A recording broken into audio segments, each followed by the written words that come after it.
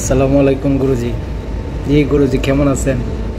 জি, অনেকদিন পর ফোন দিলেন, আশা করি এখন থেকে নিয়মিতই কল দিবেন। জি জি গুরুজি, গত দিনের ইনু সাহেবের জাতির উদ্দেশ্যে ভাষণ শুনলাম, মনোযোগ দিয়ে শুনলাম।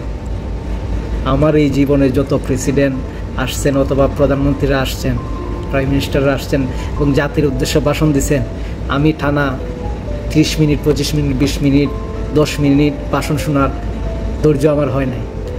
কিন্তু ইউনূস সরকার আসার পর ওনার কথাগুলা, ওনার ভাষণগুলা এত বাস্তবমুখী এবং দেশের প্রতি ওনার ভাষণ 20 মিনিট, 25 মিনিট, 30 মিনিট, 35 মিনিট শুনি, কেমনে জানি সময় চলে যায়।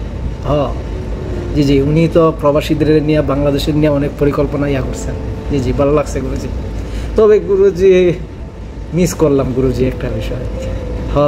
আমাদের সাবেক প্রধানমন্ত্রী শেখ হাসিনা আপারে মিস করলাম।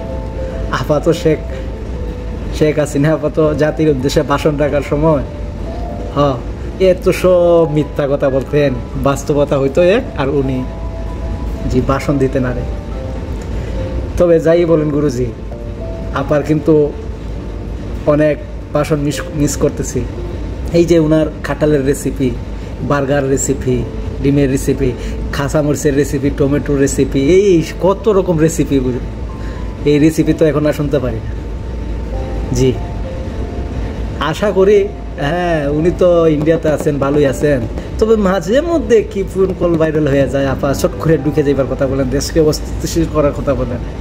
আপা ওইখান থেকেও তো রেসিপির ভাষণ বা রেসিপি দিতে পারেন, বিভিন্ন রেসিপির। জি জি জি জি, সব কিছু মিলাইয়া দেশ কেমন আছে। আমরা তো অনেক কিছু বলতে চাই গুরুজি, কিন্তু পারি না, কইতে পারি না। আপনি যদি একটু সাহস দেন, অভয় দেন, মাঝে মাঝে কল দেন, তাইলে মনের কথা কইতে পারি।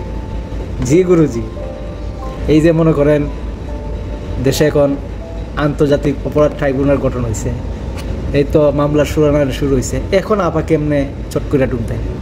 আপা এখন চট করে ঢুকলে পট করে দূরে নিয়ে তো কারাগারে হয়তো পাশে হইব, নয়তো যাবজ্জীবন হইব। কিন্তু আপার সাথে যারা যারা নাচানাচি করতেছে, দেশকে অস্থিতিশীল করতেছে, তারাও তো এমনি তো ভালোই আছে, শান্তিতে আছে, কিন্তু রেহাই তো পাইব না। জি জি গুরুজি, আমি আপনারা গুরুজি বললে সম্মান করি। আপা আপা ডাকতে ডাকতে কেউ কেউ তো একবারে জানপান কিলো 72 বার, 50 বার, 123 বার আপা বলে, আপা আপা। না গুরুজি, আপনারা তো সম্মান শ্রদ্ধা করতেই বই, আপনার কলের অপেক্ষায় থাকি গুরুজি। জি, কিছু কথা বলতে চাই, আপনি শোনার সুযোগ হইলে সময় দিন, হয়তো আমি আপনার কল দিব, নাহলে তো আপনি আমার কল দিন। জি গুরুজি, ওকে, ভালো থাকবেন। আসসালামু আলাইকুম।